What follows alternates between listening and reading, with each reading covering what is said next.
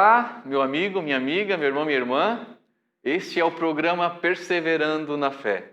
Meu nome é Marcelo e nós queremos trazer essa proposta, essa iniciativa para você, de trazer um programa que fale sobre nossa fé, que gere em você o desejo de conhecer mais profundamente a sua fé e automaticamente, como consequência disso, um aprofundamento na fé e uma perseverança na fé.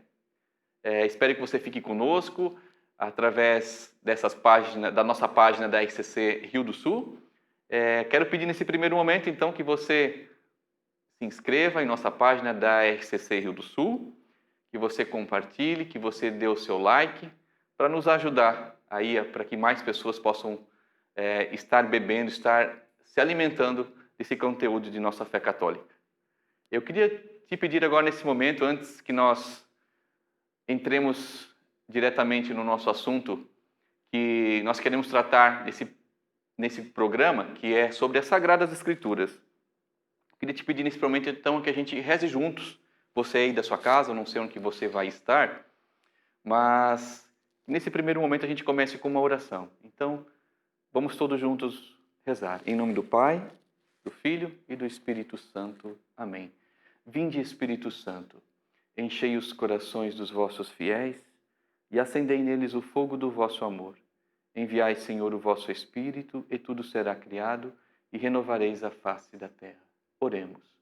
Ó Deus, que instruísse os corações dos vossos fiéis, com as luzes do vosso Espírito, fazei que apreciemos retamente todas as coisas, segundo o mesmo Espírito, e gozemos sempre da sua consolação, por Cristo, Senhor nosso. Amém. Rezar também uma Ave Maria, para que Nossa Senhora esteja cuidando de tudo, esteja conosco, nos trazendo aquilo que nós precisamos para assimilar esse conteúdo que nos fará crescer na fé. Ave Maria, cheia de graça, o Senhor é convosco. Bendita sois vós entre as mulheres, e bendito é o fruto do vosso ventre, Jesus. Santa Maria, Mãe de Deus, rogai por nós, pecadores, agora e na hora de nossa morte. Amém. Em nome do Pai, e do Filho, e do Espírito Santo. Amém. Nós teremos como primeiro tema desse conteúdo católico, de formação católica, nós teremos como primeiro tema as Sagradas Escrituras. Porque nós vemos que muita gente, a gente ouve, eu tenho pessoas que eu conheço, e que às vezes num comentário, numa fala e numa conversa, elas dizem, a Igreja Católica não tem assim um curso bíblico, não tem algo nesse sentido. Até nós temos. Mas é algo que de repente se torna muito exclusivo a algumas lideranças. E esse programa, Perseverando na Fé, ele quer chegar até você aí na sua casa, te ajudar a crescer na sua fé, especificamente nesse primeiro tema, sobre as Sagradas Escrituras. Então, o meu convite primeiro para você que está em sua casa é encontrar um lugar adequado, um local oportuno.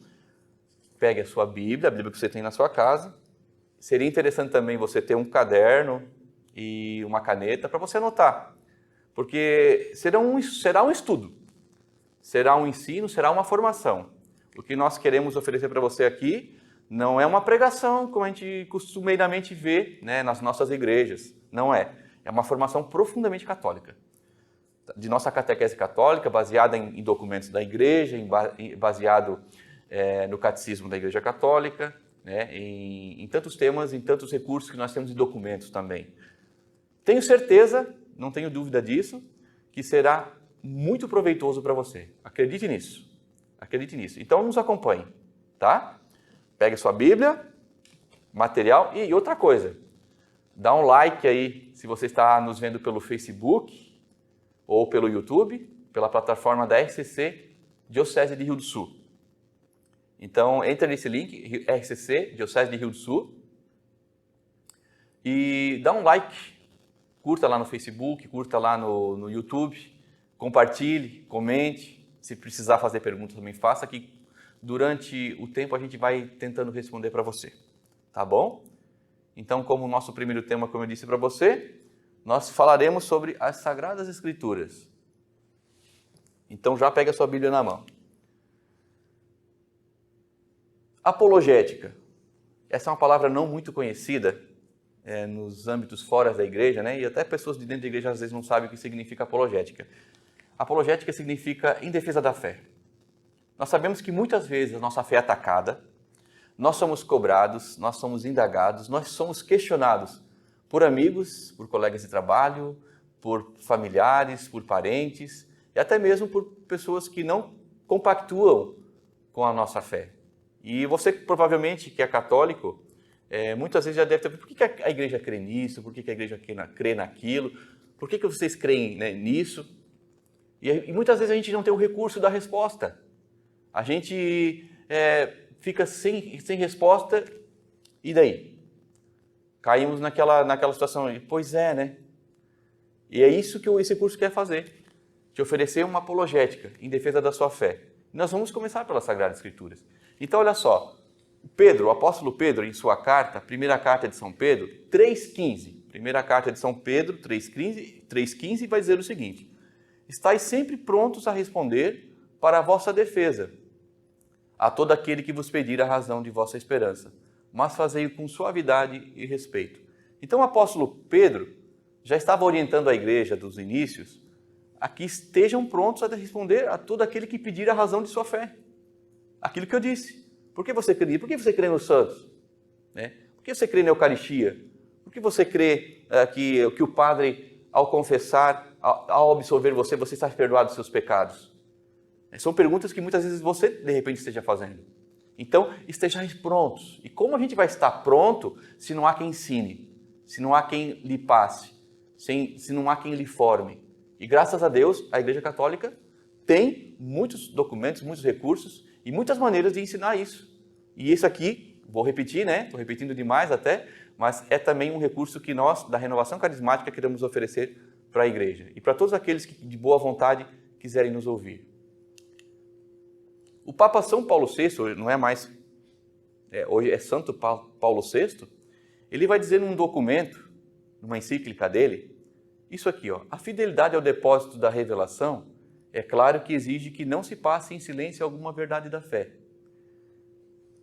Vou frisar nisso aqui que está em vermelho. O Papa está dizendo assim: não se passe em silêncio alguma verdade da fé. O que ele quer dizer com isso? Ele quer dizer que, muitas vezes, nas nossas catequeses, nas nossas formações, nas nossas palestras, nos nossos retiros, enfim, naquele espaço onde que a gente tem alguém ali nos comunicando algo da nossa fé, muitas vezes a pessoa exclui certas coisas, vela certas coisas, silencia certas coisas para não magoar, para não ferir, para gerar um bom mocismo, né? E o Papa, através dessa orientação, está dizendo: não se passe em silêncio nenhuma verdade de nossa fé. Porque o povo de Deus, confiado aos nossos cuidados, tem o sagrado e inalienável direito de receber a palavra de Deus e toda a palavra de Deus. Então, assim, não dá para dizer assim: isso aqui eu vou falar, isso aqui eu não vou falar. Não, isso aqui eu vou cortar fora, isso aqui eu posso colocar. Não dá. O povo de Deus, todos nós, temos o direito de ouvir a palavra de Deus na íntegra, na sua totalidade.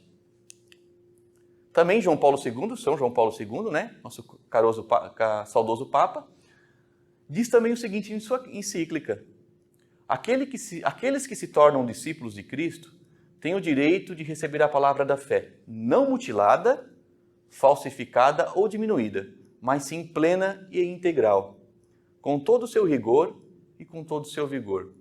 Mais uma vez, o Santo Padre, o Papa, agora João Paulo II, está dizendo que a gente não deve mutilar, falsificar, diminuir, maquiar, interpretar e tirar dela todo o seu rigor e todo o seu vigor.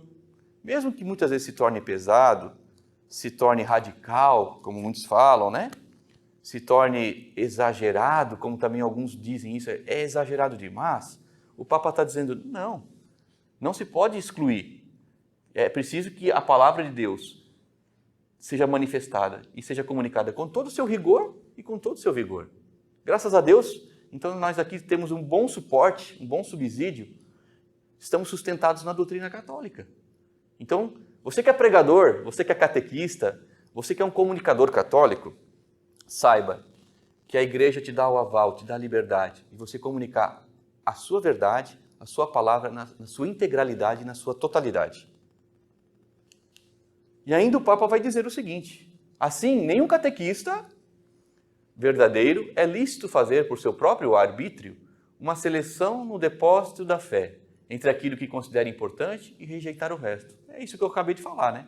Então o catequista, assim, por exemplo, assim, eu não vou falar sobre devidos temas, porque isso aqui eu não acho interessante, não acho legal, não acho oportuno.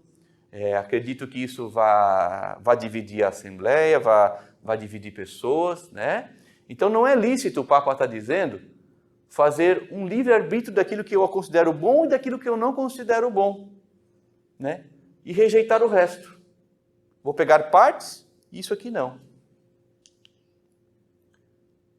Também o Papa diz, continua no mesmo tema, né? No mesmo assunto, ainda existe muita axologia nas aulas de religião, catequeses e pregações, onde muitas vezes, e olha só essa frase aqui, ó, que eu até grifei ela, onde muitas vezes prevalece mais a opinião particular do catequista, do professor de teologia, do que a doutrina oficial da igreja. Então, muitas vezes nas nossas pregações, nas nossas catequeses, nos nossos ensinos, formações, a gente coloca muita coisa da gente que às vezes pode ser contraditório com aquilo que é a verdade de nossa fé, ou a verdade das Sagradas Escrituras. Então, temos que ter o devido cuidado, querido catequista, querido pregador, querido formador. Você se torna um formador de opinião também, né? Daquilo que você fala, para não ser apenas o que eu penso, uma opinião particular, né? Um subjetivismo. Mas se firmar sempre naquilo que é a doutrina oficial da igreja. Santo Agostinho vai dizer o seguinte: não se impõe a verdade sem caridade, mas não se sacrifique a verdade em nome da caridade. O Santo Agostinho está dizendo o seguinte, aquilo que os papas já estavam dizendo, né? Que é preciso expor a verdade, comunicar a verdade, manifestar a verdade, mas com caridade. Nunca com imposição, nunca com muito rigorismo, né? Nunca com uma firmeza sem caridade. O pregador e o catequista, ele tem que estar com o coração inflamado. Ele tem que ter no coração o desejo e a intenção de gerar naquela vida que está nos ouvindo, o desejo de se voltar para Deus, de experimentar o amor de Deus, de experimentar os mistérios da graça de Deus. É isso que esse comunicador católico, seja qual for o que você faça, você tem que estar imbuído, você tem que estar revestido dessa santa caridade. Mas também Santo Agostinho vai dizer que não se sacrifique a verdade em prol da caridade. É aquela coisa assim, do bom mocismo, que hoje muitas vezes na sociedade existe um relativismo moral. O que seria esse relativismo moral? Eu sou feliz, escolho a felicidade que para mim me convém. Então, por exemplo, assim, se comer pedra para mim me torna feliz, eu vou comer, porque é a minha verdade. E nós sabemos que a verdade é absoluta. E eu sei que tem muitos professores de universidade, você que de repente nos assiste e é um aluno, um acadêmico universitário, e eu sei que muitas vezes você vai ouvir isso do seu professor. O seu professor vai dizer assim, não existe a verdade absoluta. Principalmente nessas áreas das humanas, né? Esse pessoal que recorre mais a essas áreas das humanas, eles vão dizer não existe verdade absoluta. Então, isso é uma mentira, isso é uma falácia, porque a verdade existe. E ela se revelou, e ela se tornou carne, e veio viver no meio de nós. Nós todos sabemos. Mas claro, eu dizendo dessa forma para você, fica fácil, você até pode dizer, você que é aí que não tem fé, ou de repente, né, está com a fé meio vacilante, mas como é que você pode provar que existe uma verdade absoluta? Né? Então nós vamos ver durante toda essa jornada que nós teremos de formação, eu quero que você nos acompanhe, porque nós iremos, de alguma maneira, provar sim, que existe uma verdade absoluta, que ela se revelou, que ela se concretizou e que ela produz os seus efeitos quando é aderida, quando é abraçada. Amém? E São Tomás de Aquino fala que não é lícito fazer o bem por meios maus. Não é lícito fazer o bem por meios maus. Então, por exemplo, assim, é aquilo ali que Santo Agostinho fala. Não sacrificar a verdade por causa da caridade. Então, as pessoas geralmente intentam em fazer lutas de classes, né? A famosa síndrome de Robin Hood, que é roubar do rico para dar para o pobre. Né? Então, a intenção é boa, mas os meios são maus. E um católico, um cristão, não pode querer algo que seja bom por meios maus, por um caminho errado. Aliás, Santo Tomás fala, os fins não justificam os meios. Então a palavra de Deus também vai dizer assim, lá em Isaías 5:20, que eu vou até pegar para você até que você comece a manusear a sua Bíblia aí, você que está em casa. A gente já vai direto aqui na passagem, né? Isaías 5:20, para ver se de fato não é assim que a sociedade, o mundo de hoje está vivendo, meu irmão. 5:20. Ai daqueles que chamam ao mal bem e ao bem mal, que mudam as trevas em luz e a luz em trevas, que tornam o doce que é amargo e amargo que é doce. Então é isso. Não sei se você percebe que é exatamente isso que está aqui nas Sagradas Escrituras, é o que de fato as pessoas estão vivendo hoje, transformando o mal em bem. E aí a gente pode dar exemplos, né? O assassínio voluntário, tentando se tornar um direito, o aborto, a perversão de nossas crianças através de didáticas, ilustrações embotadas, cheias de malícia, de promiscuidade, querendo induzir as nossas crianças a um caminho de promiscuidade, né? Transformando um bem em mal. Nós vemos isso radicalmente acontecendo na nossa sociedade. Então, através da nossa política, a gente sabe, bem corrompida, que é um meio, a política é um meio bom. Muitas vezes, as pessoas que estão ali, usando daquele meio, daquela ferramenta que seria útil para a sociedade e para o bem comum, se usando em benefício próprio, né?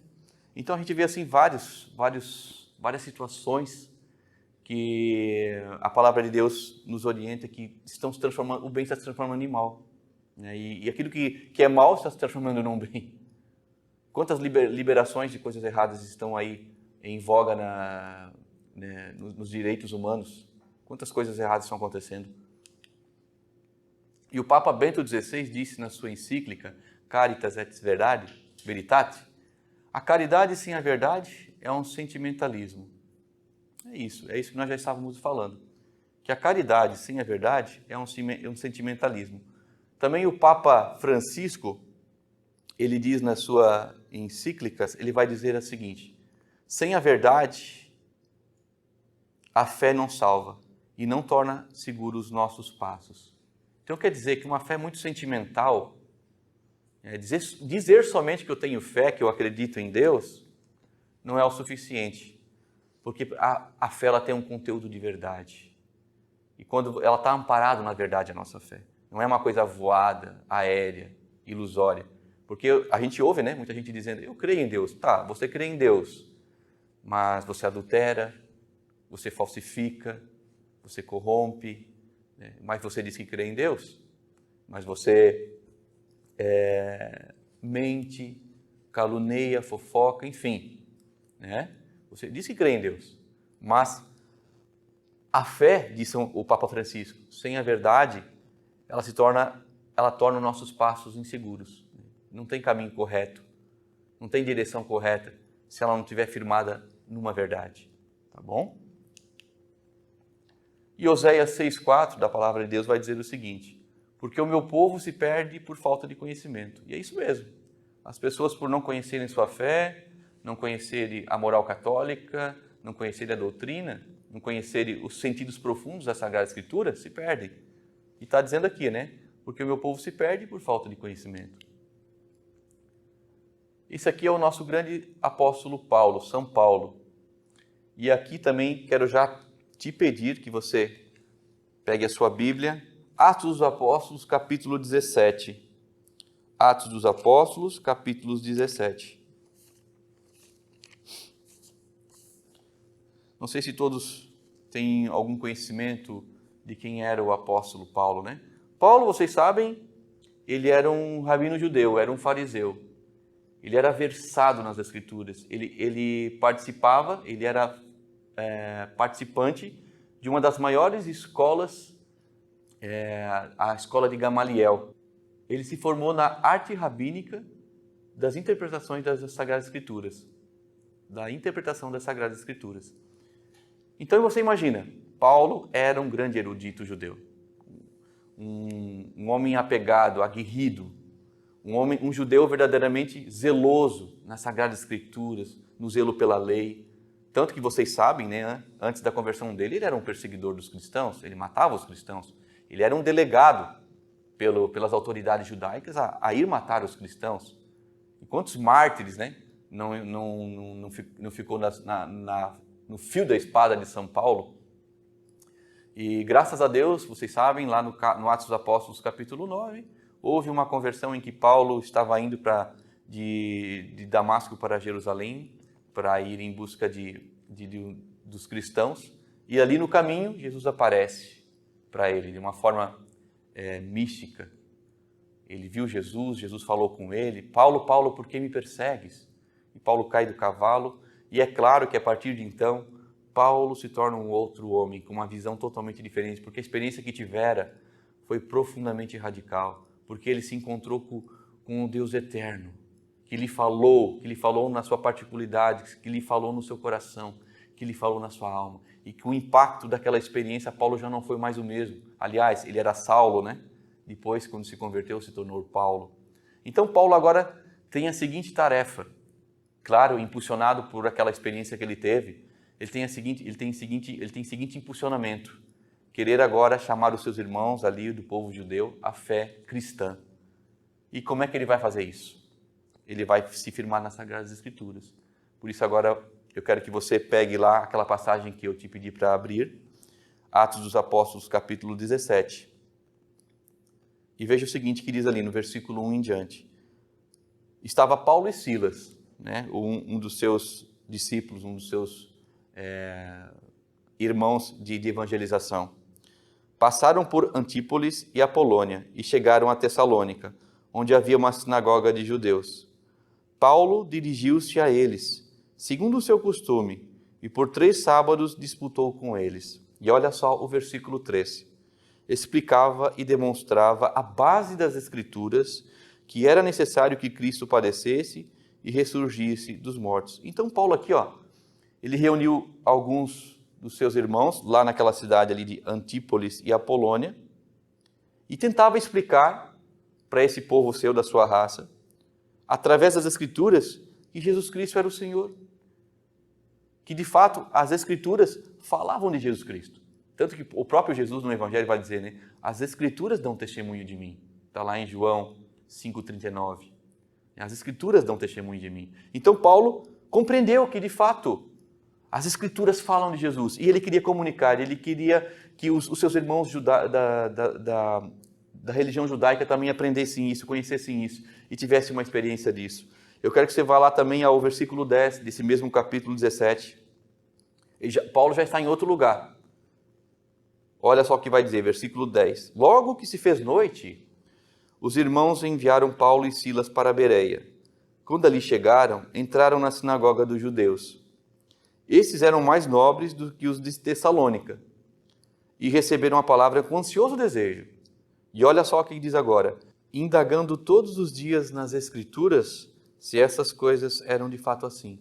Então você vê, essas pessoas a qual Paulo se dirigiu, esses judeus, indagavam das Escrituras se de fato aquilo que Paulo estava dizendo e tentando convencer eles, se de fato era assim.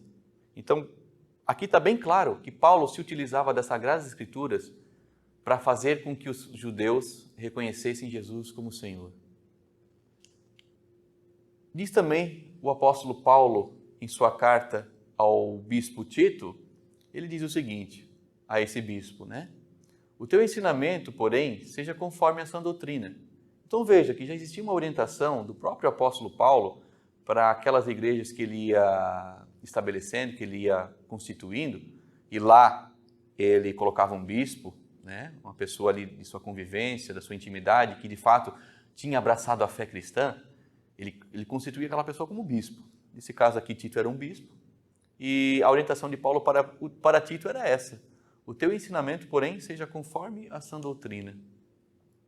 E aqui nós entramos de cheio, então, no nosso tema das Sagradas Escrituras, que nós vamos aprofundar agora de maneira bem abrangente. Nós vamos devagar, é claro, vamos com calma. Eu quero que você que está em sua casa, de repente com sua família, você se assente, né? Pegue as Sagradas Escrituras na mão, porque agora nós vamos realmente ir nesse assunto e ir direto no tema ao qual nós nos propomos ali repassar. 2 Pedro 1,20 vai dizer o seguinte: antes de tudo, sabei que nenhuma profecia das Escrituras é de interpretação pessoal. Olha só o que o apóstolo Pedro, São Pedro, fala nessa carta. Nenhuma profecia das Sagradas Escrituras é de interpretação pessoal. Eu te pergunto agora, você que nos acompanha, você acha que existem pessoas que fazem uma interpretação pessoal da Sagrada Escritura quando a leem, quando a tomam em suas mãos? Será que existem organismos, instituições por aí que se valem desse livre exame da Bíblia? O que significa esse livre exame? Eu interpreto as Sagradas Escrituras de modo particular, conforme eu entendo. Então, São Pedro vai dizer que não se deve, que as Sagradas Escrituras não foram feitas para uma interpretação pessoal. E sabe quem foi o primeiro agente, o primeiro personagem a fazer uma interpretação pessoal da Sagrada Escritura? Vamos ver. Está lá no primeiro livro da nossa Bíblia, livro do Gênesis, capítulo 3. E o nome desse personagem se chama Serpente. Olha o que a serpente foi dizer a Eva. Você conhece muito bem essa passagem, provavelmente. Ela disse à mulher: é verdade que Deus vos proibiu de comer do fruto da árvore do jardim? A mulher respondeu: podemos comer do fruto da árvore do jardim, mas do fruto da árvore que está no meio do jardim, Deus disse, a palavra de Deus disse: vós não comereis dele, nem o tocareis, para que não morrais. E olha o que diz a serpente: não, vós não morrereis, mas Deus bem sabe que no dia em que dele comerdes, vossos olhos se abrirão, e sereis como deuses, conhecedores do bem e do mal. Então veja que Deus tinha ordenado algo para Adão e Eva, especificamente aqui para Eva, tinha dito: não comer da árvore do jardim que estava no meio do jardim. Mas a serpente disse: não, veja bem, Deus não quis falar isso. Deus disse que o dia que deles comerdes, vocês se tornarão como os deuses. Então veja que foi uma manipulação, uma maneira errada de interpretar aquilo que Deus tinha ordenado. Vamos ver também, se você abrir as suas Sagradas Escrituras, Mateus, Evangelho de São Mateus. Vamos ver uma outra situação em que é interpretado má as Sagradas Escrituras. É pelo mesmo personagem. Mateus 4, versículos 3. Mateus 4, versículo 3. Vocês sabem que aqui vai narrar a tentação de Cristo, Jesus que depois do seu batismo, ali às margens do Rio Jordão, pelo grande São João Batista, o Senhor se dirige então ao deserto. E quando chega no deserto, depois de 40 dias, Satanás aparece. E ele aparece de que maneira? E de que forma? E com que argumentos? Ele chega para Jesus, que estava com fome ali no deserto, e fala para ele: se és filho de Deus, ordena que essas pedras se transformem em pães. Jesus então respondeu: está escrito, não só de pão vive o homem, mas de toda a palavra que procede da boca de Deus. Então Jesus usou do artifício das Sagradas Escrituras, que com certeza Jesus é a palavra, Ele é a palavra de Deus, o verbo que se fez carne. Então imagina, Jesus não somente sabia as Escrituras, ele era a própria fonte de todas as Escrituras. E respondeu, baseado nas Escrituras, ao Satanás. Mas Satanás continuou, dizendo a ele: se tu és o Filho de Deus, lança-te daqui para baixo, porque está escrito. Olha só, Satanás usou da palavra de Deus. Está escrito: ele deu aos seus anjos ordens a teu respeito. Eles te protegerão com suas mãos, com cuidado, para não machucares o teu pé em alguma pedra. E daí respondeu Jesus também, pelas Sagradas Escrituras: também está escrito, não tentarás o Senhor teu Deus. E vocês sabem, tem uma terceira vez que Satanás tenta Jesus, recorre também às Sagradas Escrituras. Então veja, o tentador desde sempre, desde o início das Sagradas Escrituras, desde Gênesis, percorrendo todo o Antigo Testamento até chegar em Jesus, ele usa o mesmo recurso, interpretar mal as Sagradas Escrituras. É até interessante também fazer aqui uma recordação de uma situação que, se não fosse tão trágica, seria engraçada. de uma pessoa que se fez pastor, né? Se fez pastor evangélico, e ele, numa má interpretação das Sagradas Escrituras, gerou um caos, gerou um escândalo tão grande lá na comunidade dele, até na própria família dele, porque através de uma má interpretação que ele se utilizou do capítulo de Oséias, capítulo 3, eu vou contar isso para você como isso se deu, e até apareceu na televisão, apareceu nos jornais, foi algo assim que, como eu disse, se não fosse tão trágico, seria cômico demais, né? Mas ele, através dessa má interpretação que ele fez, olha o que ele gerou. Ele tem uma passagem ali de Oséias 3 que vai dizer o seguinte: ama uma mulher, amada de seu amigo, e adultera. E ele entendeu que era para amar a esposa do amigo dele e adulterar com ela. E daí, interessante que, como ele era um pastor, ele convenceu a mulher do amigo dele, a mulher conversou com o marido, e os dois acordaram, né, aceitaram essa situação de ele adulterar com o pastor, né?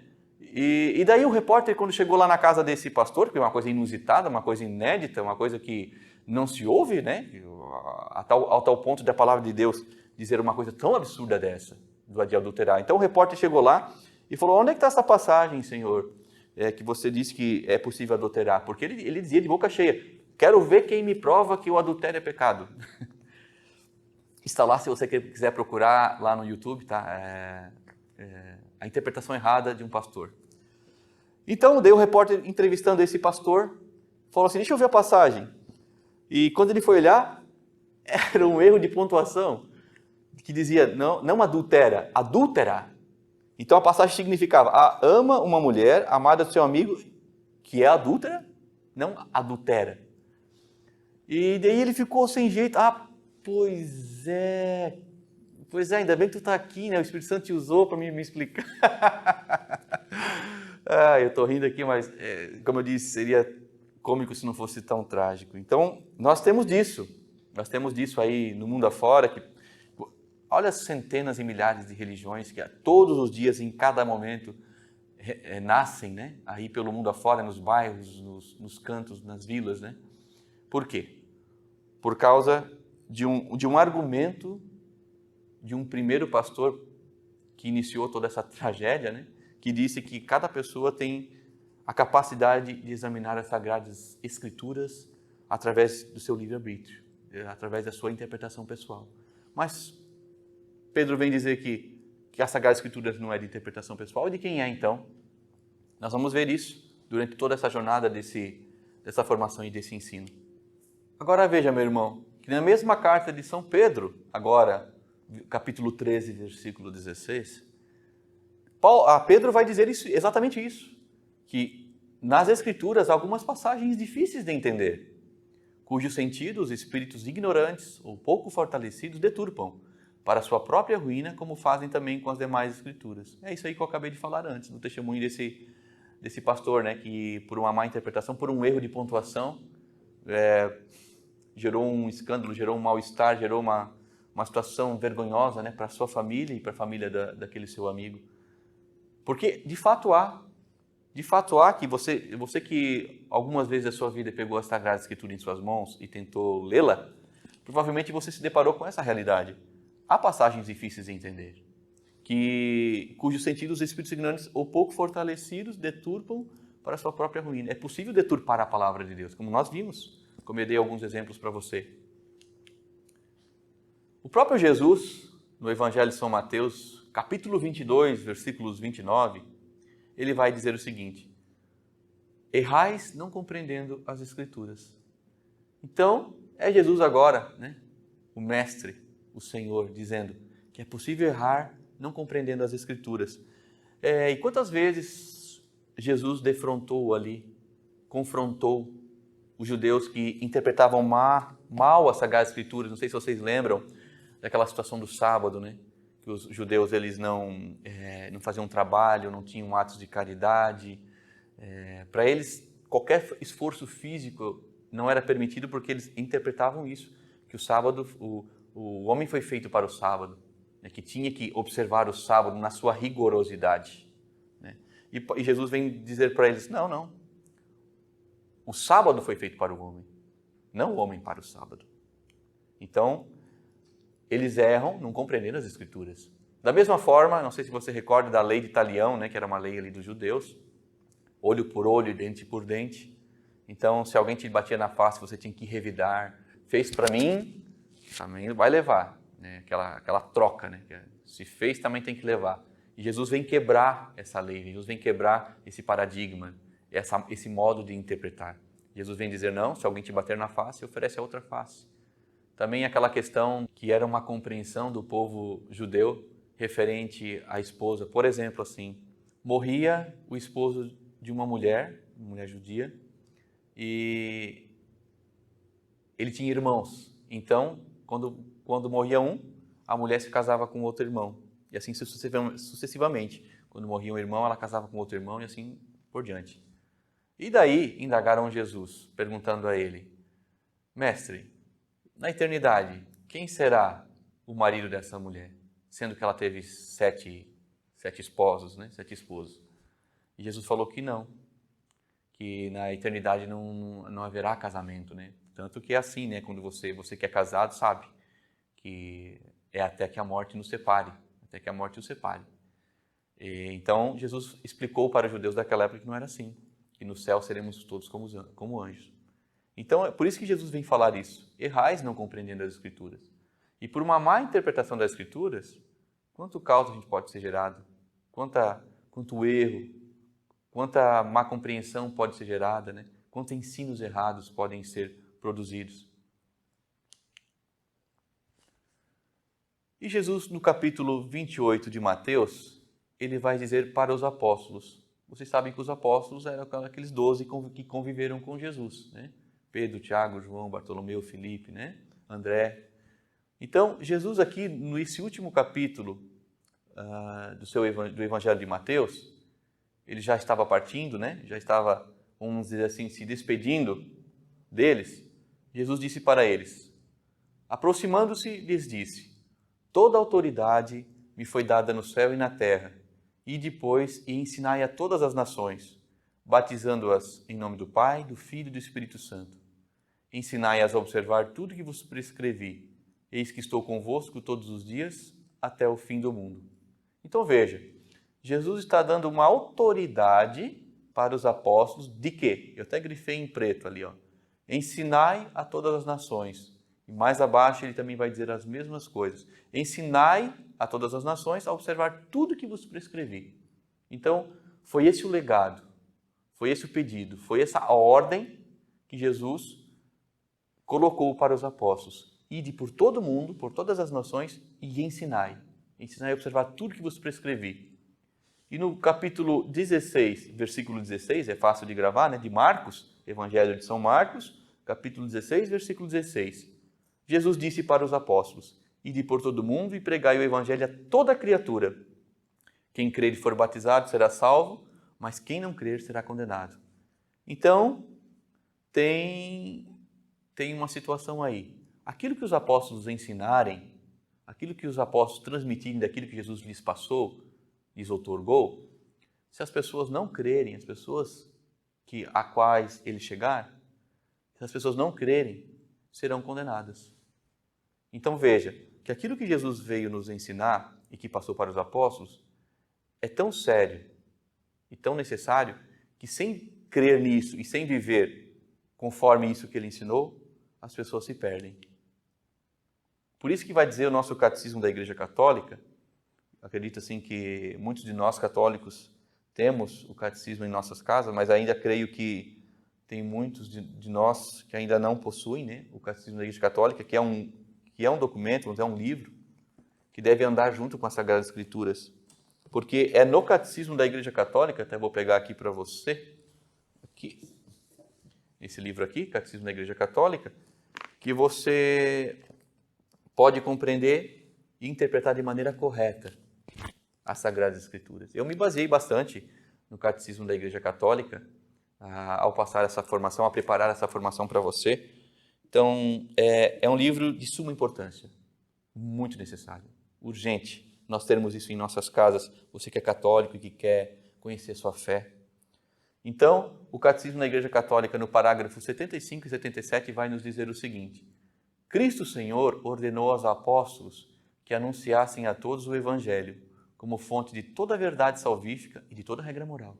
Quer dizer, aquilo que Jesus passou para os apóstolos é toda a verdade que a gente precisa saber e viver para se salvar.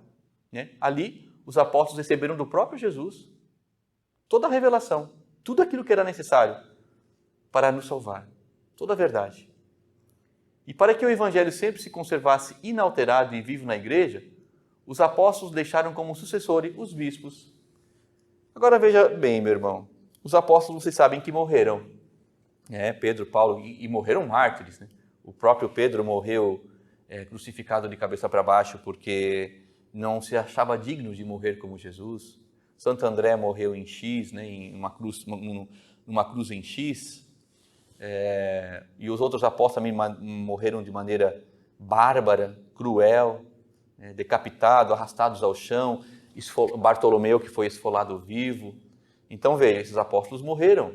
O último apóstolo que morreu foi o apóstolo São João. Aí eu pergunto, terminou aí? Quer dizer, aquilo que Jesus lhes passou e que lhes pediu para que transmitissem, para que ensinassem a todas as nações, morreu com eles? Não. Então qual é o sentido disso? Qual é o significado disso? Que, com certeza, meus irmãos, como diz aqui o Catecismo da Igreja Católica, após a morte dos apóstolos, era preciso que o Evangelho se tornasse inalterado, se conservasse inalterado na igreja. E por isso que os apóstolos deixaram como sucessores os bispos. Então, desde Pedro até nós hoje, até o Papa Francisco, existe quantos e quantos papas até hoje, Você sabe que o nosso Papa Francisco hoje, o Papa atual, ele na verdade é Pedro. Ele é aquele apóstolo escolhido por Cristo para pastorear toda a igreja e para confirmar os irmãos na fé. E junto com o Papa, todo o colégio apostólico, que são os nossos bispos, que também vieram nessa esteira desde o início do cristianismo. Então, os nossos bispos, para você que não sabia, os nossos bispos são sucessores diretos dos apóstolos. E eles, juntamente com o Santo Padre o Papa, eles têm o dever de guardar e de transmitir a fé, a sã doutrina da salvação, ou como nós chamamos, que está baseado também nas Sagradas Escrituras, o depósito da fé. Então, graças a Deus,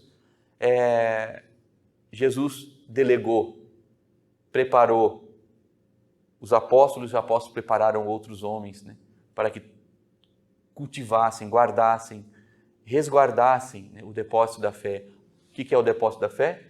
Toda a verdade salvífica e toda a regra moral.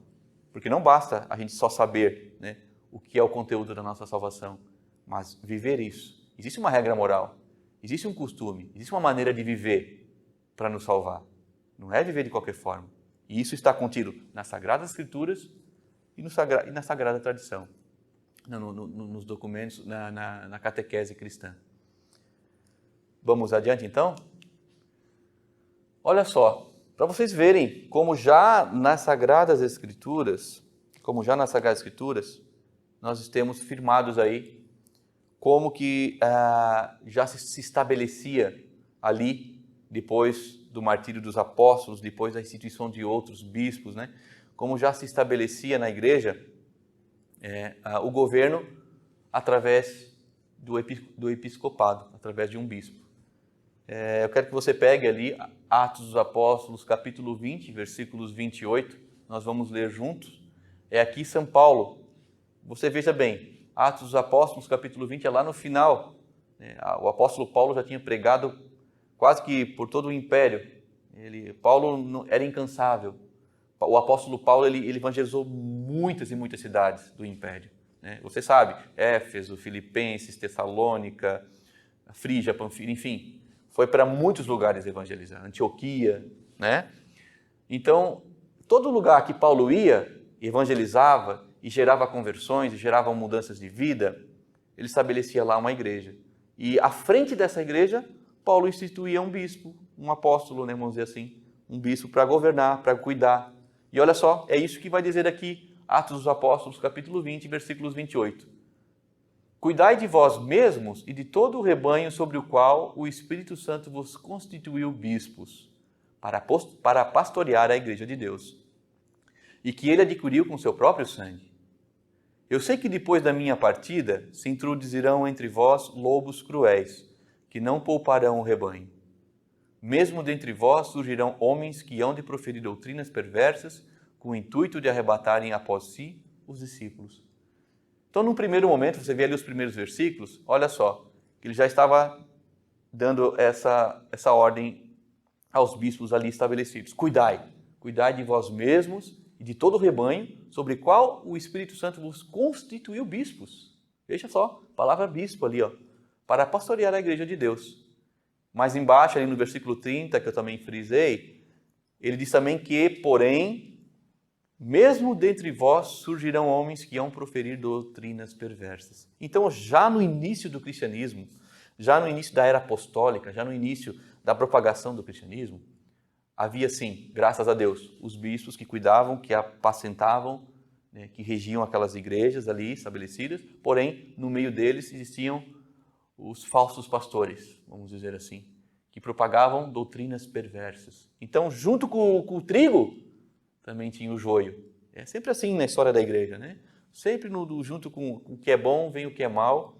E aí, graças a Deus, por causa dessa resguarda, desse cuidado que os bispos têm de pastorear e a obediência, claro, daqueles que estão ao seu redor, nós conservamos até hoje, há 2000 anos, a sagrada fé, a sagrada verdade, né?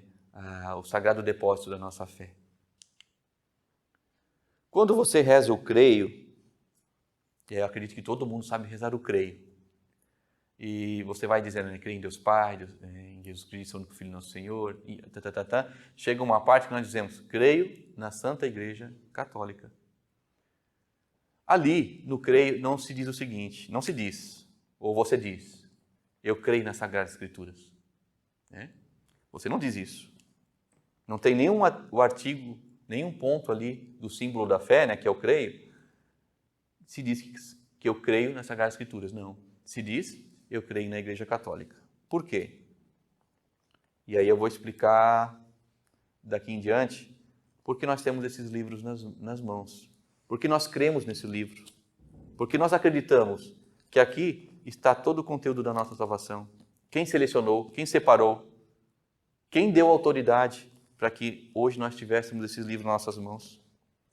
Vamos ver então?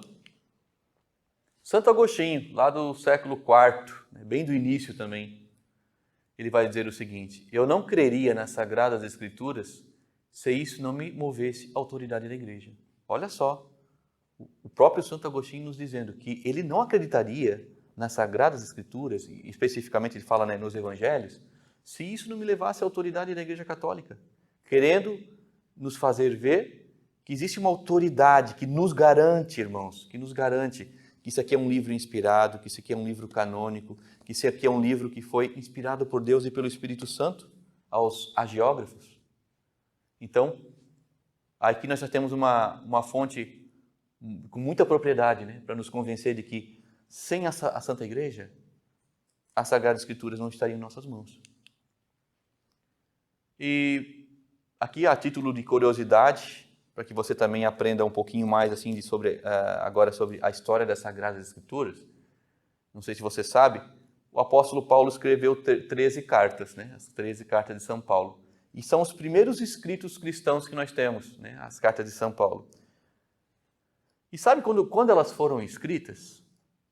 No ano 50. Então veja o seguinte, Jesus morreu no ano 30, né, lá pelo ano 30, e 20 anos, aquelas pessoas ali que receberam a evangelização, eles viveram sem Sagradas Escrituras. Porque a primeira linha que nós temos das Sagradas Escrituras foram escritas pelo apóstolo Paulo.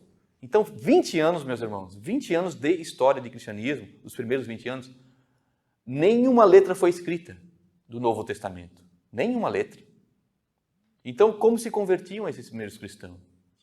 Se convertiam pela evangelização, pela pregação dos apóstolos, pelo testemunho dos apóstolos. Era esse o modo com que O cristianismo ia crescendo, ia germinando, ia renascendo, meus irmãos, através do testemunho e da pregação apostólica, da transmissão oral. Então, diante dessas 13 cartas que São Paulo escreveu, a sua primeira carta escrita, e é o que nós temos registrado, né, a primeira carta, as primeiras linhas escritas do Novo Testamento, se encontra em 1 Tessalonicenses. Foi a primeira carta escrita do Novo Testamento, no ano 50, veja, ali 20 anos após a ascensão de Jesus aos céus. Os evangelhos sinóticos. Sinótico significa que tem semelhança. Você põe um do lado do outro, né, que são os evangelhos de Marcos, Mateus e Lucas. Esses três são os considerados evangelhos sinóticos. Se você põe um do lado do outro, eles têm uma ordem, eles têm uma organização. Isso significa os evangelhos sinóticos. Nós também temos o evangelho de São João, que então não é um evangelho sinótico, né? É um evangelho à parte, que tem uma outra teologia, tem uma outra inspiração, né, do próprio apóstolo São João. E o último evangelho que foi escrito, né? O apóstolo São João escreveu no ano 90 a 100. Foi quando estava próximo de sua morte. São João também escreveu a sua primeira carta, a segunda carta, né? Escreveu 2 cartas, e escreveu o Apocalipse, um livro tão conhecido, né? Tão divulgado, que a gente ouve bastante, né? Esse livro do Apocalipse foi um livro também que João escreveu. Os registros em forma de pergaminho, né? O material registrado dos evangelhos mais antigos é o Evangelho de São João, capítulo 18, 31 e 33, versículos 37 e 38. Isso aqui é o manuscrito mais antigo que a arqueologia encontrou e que tem guardado hoje, né, lá em Manchester, na Joe Highlands Library. Esse manuscrito ele foi descoberto em 1945 no Egito. Então, o manuscrito o que é? O manuscrito é uma cópia do original, porque os originais a gente não tem mais. Nem o escrito de Paulo, nem o Evangelho, nós não temos mais, porque como eram feitos em pergaminhos, em papiros, aquilo se decompõe com o tempo, se perde, se dissolve, né? Então, claro, em previsão do que viria para frente, os hagiógrafos, né, e os escribas, as pessoas que tinham esse recurso, tinham essa sabedoria de escrever, porque nem todo mundo sabia ler e escrever na época lá, né? Então, escolhiam alguns lá dos cristãos para escreverem aqueles livros dos livros originais. Então, nós temos os manuscritos. E as epístolas católicas, né, que é Tiago, João e Pedro. Por que epístolas católicas? Epístolas católicas porque elas eram lidas em todas as igrejas. Então, assim, quando São Paulo escreveu para Éfeso, para Filipe, né, para Coríntios, para Galácia, né, que nós temos ali as cartas, né, São Paulo a Éfeso e tal, ele escreveu especificamente para aquelas cidades. Né, e essas cartas de São Paulo eram lidas ali. E as epístolas católicas não. Católicas significam o quê? Universal. E a primeira vez que nós ouvimos essa palavra católica foi pelo um padre da igreja, né, um bispo da igreja, que foi discípulo de São Policarpo, que foi discípulo de São João Evangelista, que é Santo Inácio de Antioquia. Lá em Antioquia nós ouvimos a primeira vez a palavra católico, e católico significa universal. Então, epístolas católicas significa que eram lidas por todas as igrejas. Que lindo isso, né? As cartas dos apóstolos eram lidas por todas as igrejas. E aqui, meus irmãos queridos, eu quero fechar esse primeiro bloco do nosso programa, dizer para vocês que é com muita alegria que a gente iniciou essa proposta de passar para vocês. Espero que vocês tenham gostado desse primeiro bloco. Haverão outros blocos para frente, ainda direcionados às Sagradas Escrituras. Eu espero que você permaneça conosco. Nós temos o propósito de fazer esse programa a cada 15 dias, toda sexta-feira, a partir das 20h30 da noite. Se você puder nos assistir, nos acompanhar, se você aprendeu alguma coisa, se algo daqui que eu passei foi algo interessante, se ficou alguma dúvida, eu gostaria que você repassasse para nós, né, através das nossas páginas aí da ICC Rio do Sul, nos comunicasse, fizesse um comentário, fizesse uma fala e pedindo a nós se preciso tirar alguma dúvida. E pedir também para você compartilhar com seus amigos, seus familiares, seus conhecidos, com essas pessoas próximas, compartilhar aí nas suas redes sociais, tá bom? Eu encerro por aqui, eu agradeço a atenção de todos e que Deus abençoe a todos nós.